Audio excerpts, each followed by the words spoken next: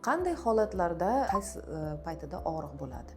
Albatta biz birinchi navbatda aqlimizga kelgan kasallik bu endometrioz hisoblanadi. Bizda shunaqa tushuncha bor, adenomioz bor va endometrioz. Endometriyni to'qimasi bizni bachadonimizdan tashqarida, deylik, qorin bo'shlig'idagi pardalarida paydo bo'lib turib, uni ko'payishi, kattalashishi ko'proq surunkali yallig'lanishga olib keladi va surunkali yallig'lanish oqibatida chandiqlar paydo bo'ladi. Ular albatta har menstruatsiya paytida yangilanib to'kiladi, lekin tashqariga chiqa olmaydi.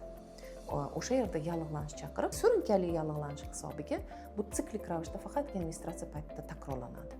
Diagnostikasi bu ultratovush tekshiruvi.